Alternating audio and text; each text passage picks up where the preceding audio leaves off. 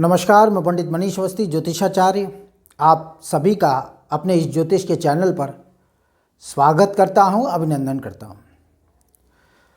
देखिए, फरवरी के महीने में 11 फरवरी और 12 फरवरी इन 2 तारीखों में 2 ग्रहों का राशि परिवर्तन हो रहा है। 11 फरवरी को बुध अपना राशि परिवर्तन करेंगे, मकर राशि छोड़ मित्र शनि की कुंभ राशि में प्रवेश कर जाएंगे और 12 फरवरी 2025 को सूर्य मकर राशि का त्याग कर वह भी शत्रु शनि की कुंभ राशि पर इनका संचार आरंभ हो जाएगा। यानी 2 दिनों के अंतराल में 2 ग्रह अपना राशि परिवर्तन कर रहे हैं और दोनों ही कुंभ राशि में संचारशील रहेंगे। बुध 11 फरवरी से लेकर 27 फरवरी तक कुंभ में संचारशील रहेंगे, उसके बाद मीन में जाएंगे और सूर्य जो है वह 12 फरवरी से लेकर 14 मार्च तक इनका गोचर कुंभ राशि पर ही रहेगा विशेष रूप से। अब ये दोनों ग्रह अपना राशि परिवर्तन कर रहे हैं एक दिन के अंतराल में, तो कर्क राशि और कर्क लग्न के जातकों पर इनका क्या प्रभाव होगा, ये किस रूप से प्रभावित करने वाले हैं, ये तथ्य विचारणीय है। इस पर दृष्टि डालते हैं, समझने की कोशिश करते हैं। देखिए, कर्क राशि है आपकी या कर्क लग्न है, यानी चंद्रमा जन्म पत्रिका में 4 नंबर पर लिखा हुआ है कहीं पर भी, तो आपकी कर्क राशि है। अगर राशि कर्क नहीं है, कोई दूसरी राशि कर्क है परंतु जन्म पत्रिका के प्रथम भाव में 4 नंबर है, तो कर्क लग्न है। राशि लग्न हो, राशि कर्क हो या लग्न कर्क हो, समान भाव से सूर्य का और बुध का अपना प्रभाव पड़ेगा।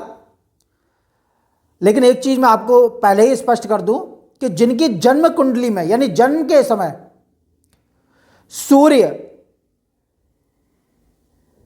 अच्छी स्थिति में है, उच्च का है, शुभ स्थान में बैठा है,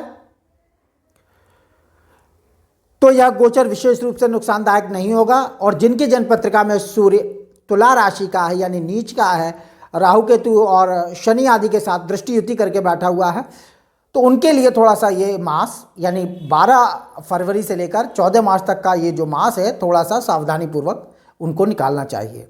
उनके लिए विशेष कष्ट हो सकता है। यानी जो जिनका जन्म के समय सूर्य निर्बल है, उन्हें विशेष इस 1 मास में सावधानी रखनी होगी। क्या रखनी होगी वो देखते हैं। देखिए, सूर्य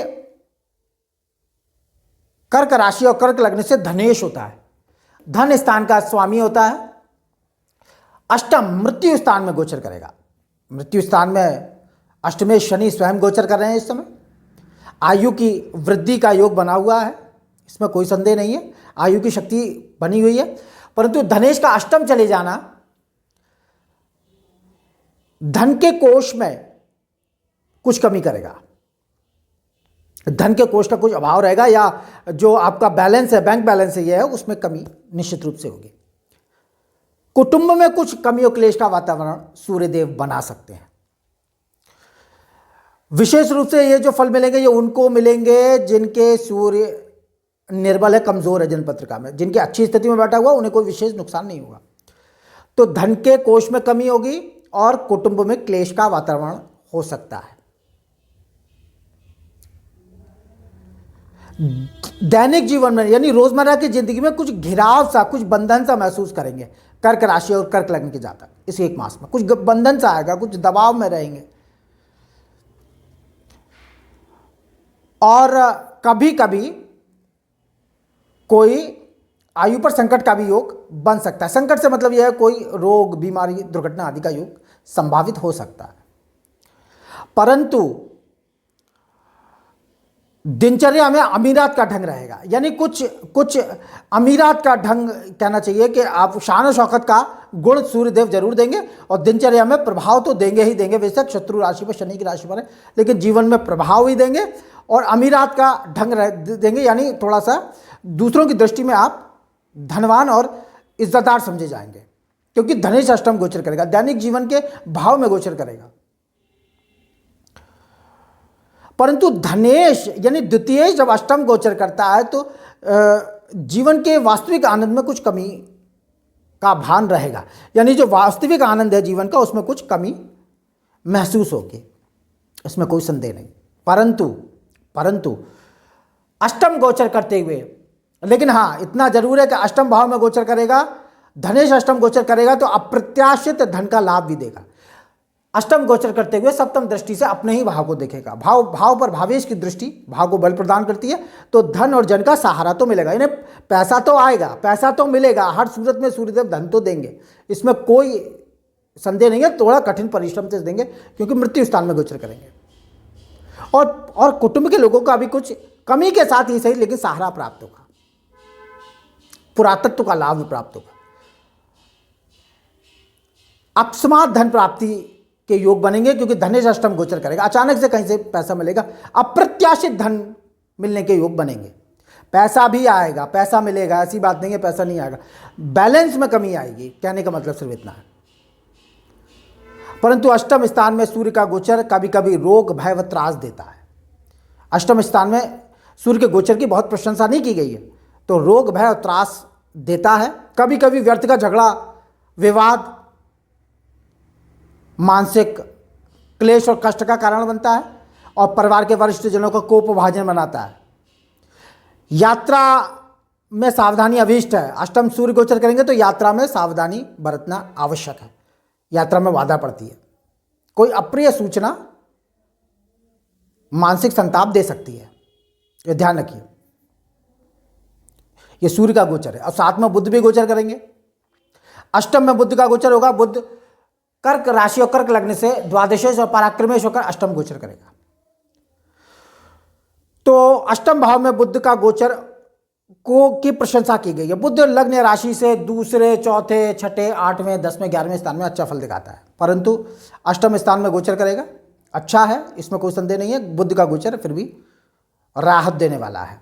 साथ में एक साथ युति होगी सूर्य बुध की और साथ में शनिदेव भी है, तो धन और संतान संबंधी सुख देने वाला यह गोचर होगा। बुध के दृष्टिकोण से हम कह सकते हैं 3 ग्रहों का गोचर है अष्टम में कर्क राशि से। और अष्टम स्थान में बुध का गोचर थोड़ा सा, जैसा मैंने बताया, सूर्य जो है वो अमीरात का ढंग देंगे, वही बुध भी दिखलाएगा और सुख संपन्नता सफलता भी देगा और मन को हर्षित भी रखेगा, क्योंकि बुध शुभ ग्रह है और अष्टम में इसके गोचर की प्रशंसा की गई, विद्वानों ने इसकी प्रशंसा की। 27 फरवरी तक का ये सहयोग देगा अष्टम भाव। सूर्य के साथ इसकी युति है तो बुध अस्त रहेगा, लगभग 24-25 फरवरी तक यह अस्त रहेगा। 19 जनवरी से ये अस्त हुए हैं और ये 24 फरवरी तक इनका अस्तकाल है। इन बुध के 15 अंशों के अंदर अंदर ये रहेंगे, तो थोड़ा सा अस्त का दोष मान सकते हैं आप। वैसे बुध को अस्त का दोष नहीं लगता है क्योंकि बुध निकटवर्ती ग्रह है सूर्य का। जी हाँ, थोड़ा बहुत दोष आता है, ज़्यादा नहीं आता है बुध का। और सूर्य, बुध और शनि तीनों अष्टम भाव में गोचर कर रहे हैं राशि से 11 फरवरी से और 14 मार्च तक। तो आयु की वृद्धि और शक्ति का योग बनेगा। तीनों ही ग्रह आयु की वृद्धि देंगे, परंतु सूर्य कुछ दुर्घटना कारक हो सकते हैं। यात्रा में सावधानी अभिष्ट है आपके लिए, ये ध्यान रखिए।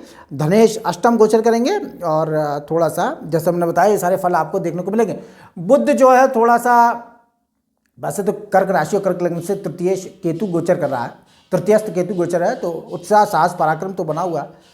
द्वादशेश गोचर कर रहे हैं, उधर मंगल भी गोचर कर रहे हैं द्वादश भाव में, तो बाहरी स्थानों के संपर्क से और विवेक शक्ति के द्वारा खर्च का संचालन करेंगे और बाहरी स्थानों का अच्छा प्रभाव प्राप्त होगा। बाहरी स्थानों के संपर्क से सुख और रोजगार और धन की शक्ति देने वाला बुध का गोचर होगा, क्योंकि बुध द्वादशेश होकर दूसरे भारी स्थान में गोचर कर रहे हैं। यानी द्वादश भाव और अष्टम भाव ये बाहरी स्थानों को डिनोट करने वाले स्थान माने जाते हैं। तो बुध का गोचर यहाँ आपको भारी स्थानों के संपर्क से लाभ देगा, इसमें कोई संदेह नहीं है। खर्च की शक्ति बनी रहेगी, मंगल भी उधर खर्च का संचालन दे रहे हैं। भारी स्थानों में प्रभाव प्राप्त होगा, भारी स्थानों के संपर्क से लाभ के योग तो बने हुए हैं। तो ये ग्रह स्थिति है, इसमें कोई संदेह नहीं है।